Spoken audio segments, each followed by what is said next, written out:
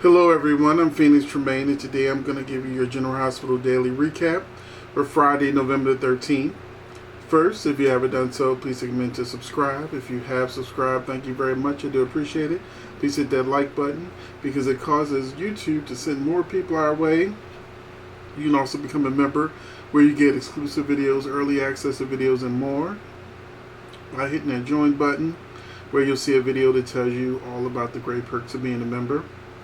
Now we're going to go ahead to General Hospital Friday, November 13th, where Willow and Michael kiss because they can't really. And Michael tells her that he doesn't want to sign the annulment paper. She's like, yeah, me neither. Although we had more time, I didn't want to rush. Brooklyn convinces Chase to go see Willow and tell her the truth.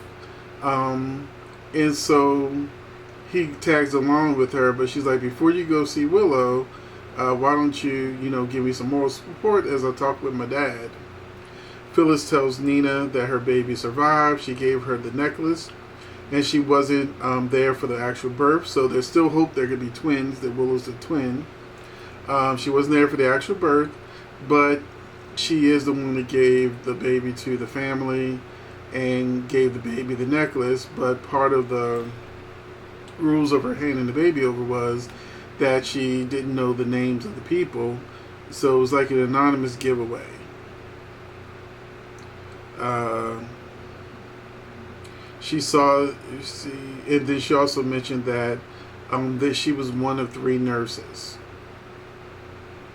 Even after Carly tells Jason the truth about Sasha and what she did to protect Michael and Molly, sorry ass Jason was like, we can't help her. Forget her. We gotta focus on us. If you wanted me to dislike Jason anymore, I haven't liked Jason since he came back from Young and the Restless. I'm just gonna say it. Him and Sam don't have the spark that they used to. Because I used to love Sam and Jason. I was like a Sam and Jason fan. I was so disappointed when he left and went to Young and the Restless. But now that he's back, they don't write him like they used to write him. He doesn't have the chemistry with the actors that he used to have. So, sorry Jason was like, no, we can't help Sasha, even though she helped us. We don't want to rouse Cyrus' feathers. Okay. Yeah, I like Jason a little less now, just like I don't like Spinelli no more. I don't like neither one of them. They can both go. Where was I? Sonny talks about how he gave Karen drugs and he feels guilty about, how Cyrus is doing the same thing with Sasha. And Jason actually spoke these words: you kept drugs out of Port Charles for 25 years. Where is this fantasy fairy tale world where there's 5 mob families and not one family has anything to do with drugs or guns? Every time they say that, it takes me out of it. Like they had mentioned when they were talking about the opioid crisis at one point, and they were saying how bad the problem was. Well, Sonny, you ain't on that. You ain't making sure the opioid crisis didn't reach Port Charles. What's wrong with you? I mean, you're like super thug. You're the mobster that doesn't do any crime. You sell coffee, and you're like throwing your cape and protect everybody from drugs and guns. It makes absolutely no sense. So anyway, after Jason got finished licking Sonny's entire booty hole, we moved on into Ned begs Brooklyn to stay, but she doesn't give her answer. Like I said, I like Brooklyn now, so I don't want to see her leave the show. Carly sees Avery's necklace and realizes that Nell is Nina's daughter as she flashes back to the conversation where Nina showed her the necklace. Now, the only problem with this scene was Carly just assumed that it was Nell's necklace. She didn't say, Avery, where'd you get that? She didn't do no kind of investigations. She just jumped from Avery had a necklace. She could have got it from Willow. She don't know where she got the necklace from.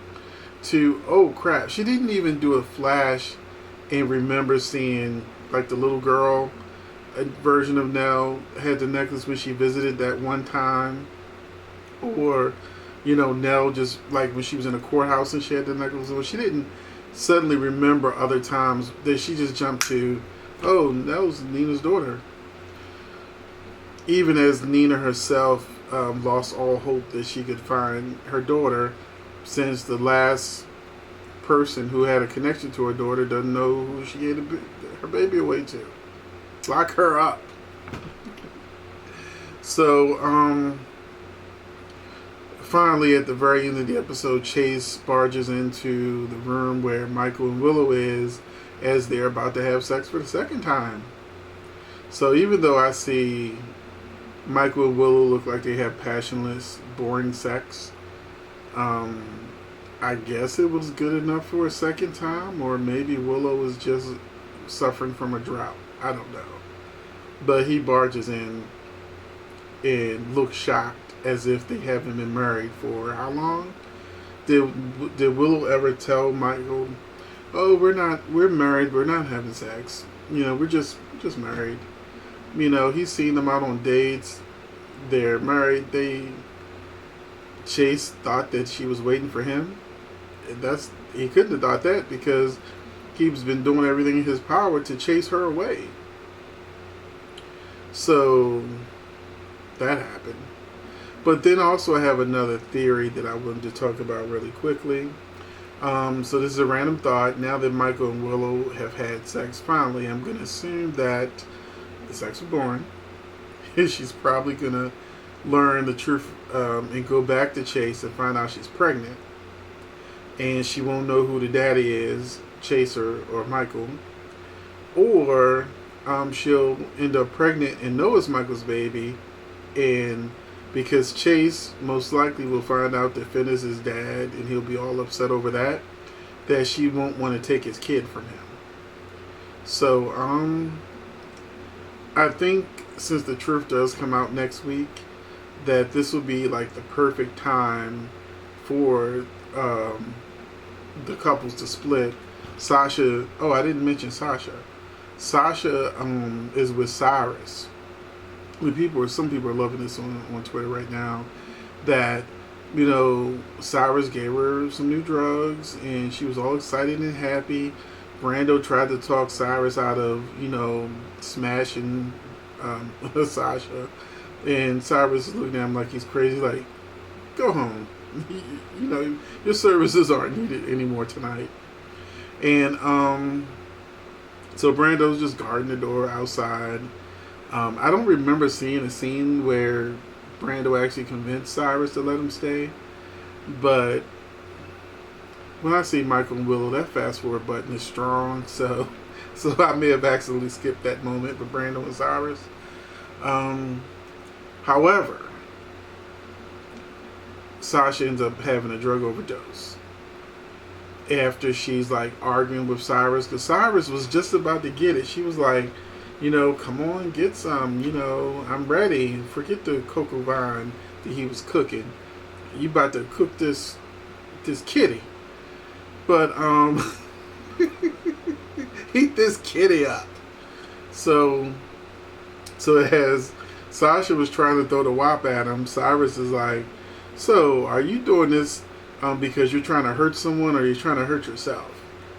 What man with a woman that looks like Sasha, who's a heterosexual, would stop that momentum of her throwing herself at him and him not taking it, when clearly he's been maneuvering to get some? What writer in the writer's room decided to throw that little monkey wrench in there? Now, I wish it had happened more organically, and maybe she had said something that could have led to him asking her that, but him just out the blue blowing the whole mood. Like, how you gonna blow your own mood? Kill your own mood? How you gonna do that? How you gonna cock block yourself? So, some stupid writer wrote it like that. But that was the episode. Let me know what you thought about the episode, and I will see you in the next video.